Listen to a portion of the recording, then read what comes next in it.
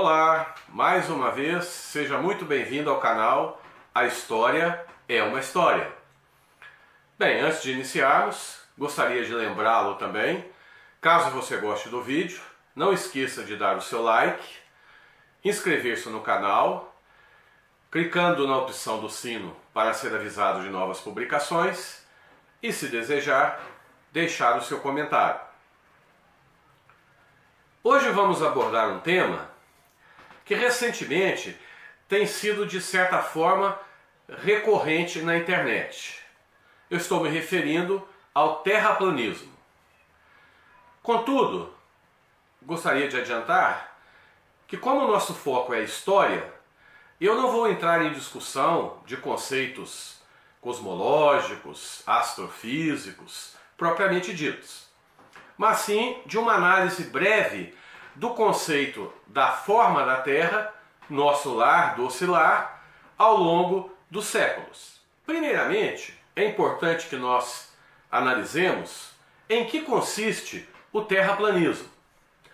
Não obstante ser uma teoria que se apresenta desde os primórdios da nossa história, na era moderna, ela voltou ao foco em 1956, quando um britânico de nome Samuel Shenton criou a Sociedade da Terra Plana. E com o advento da internet, nos dias atuais, principalmente das redes sociais, esta teoria voltou a estar na berlinda. Segundo uma pesquisa do Instituto Datafolha, que foi mencionada no jornal Estado de São Paulo, hoje cerca de 11 milhões de brasileiros acreditam que a Terra tem uma forma de disco e está parada no espaço sem se mover. Pois bem, voltando para a questão histórica, a primeira coisa que chama a nossa atenção é o fato de que não poucas pessoas acham que o consenso maior em relação à redondeza da Terra se deu em fins da Idade Média, quando, por exemplo, Cristóvão Colombo chegou ao Novo Mundo, que futuramente seria conhecido como América. E, poucos anos depois, Fernão de Magalhães, o navegador português a serviço da Espanha, realizou a primeira viagem de circunnavegação do globo, que durou de 1519 até 1521, partindo da Espanha, de Sevilha, descendo pelo Atlântico, passando por um estreito na Terra do Fogo, a parte mais meridional do continente sul-americano, hoje chamado Estreito de Magalhães, penetrando e atravessando a imensidão do Pacífico até o Sudeste Asiático, para depois contornar o sul da África, lançando-se novamente no Atlântico até chegar ao mesmo porto de Sevilha. Convém também anotar que o próprio Fernão de Magalhães não chegou a completar a viagem, pois ele foi morto por nativos nas Ilhas Molucas, na região próxima à Indonésia.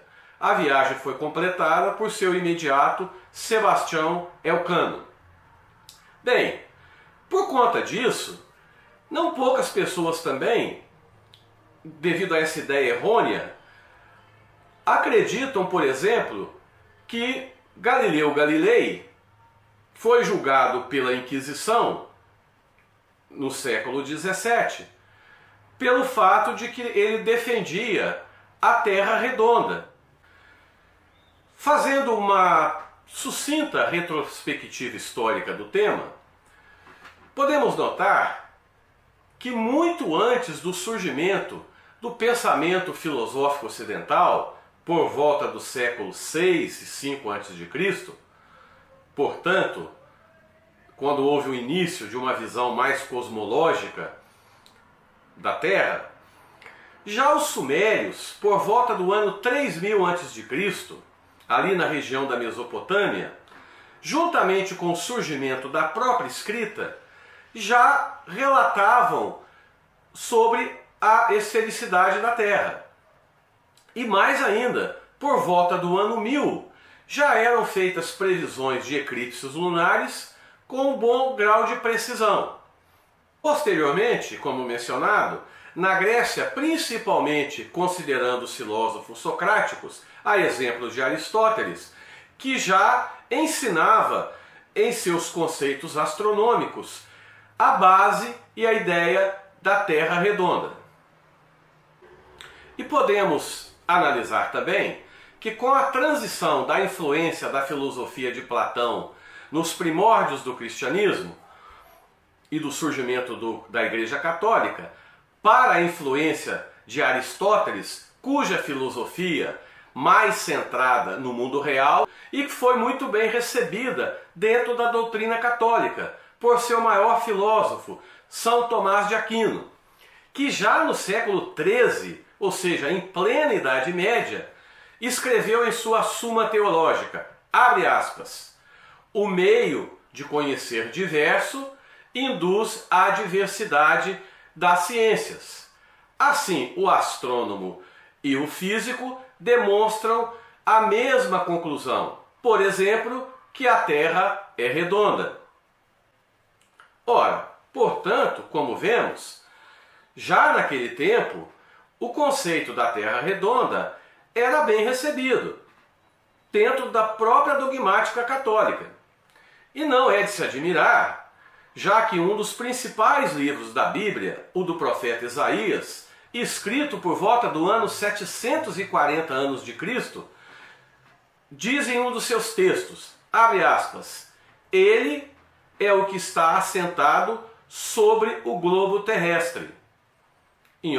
Fecha aspas. Em algumas traduções, nós podemos ler sobre a redondeza da Terra. Ora, voltando ao que dissemos no início, e corrigindo o que alguns pensam erroneamente, Cristóvão Colombo não realizou sua viagem de descobrimento porque queria provar que a Terra era redonda. Ele estava certo disso. Na verdade, o que aprendemos quando crianças na escola, que aqueles navegadores tinham medo de que, terminando o oceano, eles cairiam num precipício, este imaginário estava mais na mente dos marujos, dos marinheiros. Os navegadores já eram mais instruídos, mesmo que não tenham passado pela universidade, que naquela época era muito restrito, muitos deles eram autodidatas e liam e estudavam a cartografia, os mapas, os filósofos. Portanto, eles tinham uma clareza muito grande já da redondeza da Terra. Exatamente no ano de 1492, quando Colombo realizou sua viagem, o alemão Martin Behaim já apresentava ao mundo o primeiro modelo cartográfico representando o mapa da Terra na forma de um globo, que é chamado Globo de Behaim. O que Colombo, na verdade, pretendia era chegar, viajando pelo Ocidente, ao Oriente, às ricas terras descritas por Marco Polo, Katai, que é a China atual, e Cipango, que é o Japão atual. Ele não errou a rota. Na verdade, o erro que ele cometeu é que ele acreditava que a circunferência da Terra era menor do que realmente é. Ou seja, 30 mil quilômetros era o que ele pensava, quando na verdade ela mede cerca de 40 mil quilômetros. Esse erro de 10 mil quilômetros teria feito com que ele e toda a sua tripulação tivessem morrido caso não chegassem àquelas terras desconhecidas até então, que eles chamaram Novo Mundo. Pois se ali não estivessem, eles fatalmente lançariam-se no Pacífico e jamais chegariam ao seu destino devido à ausência de provisões.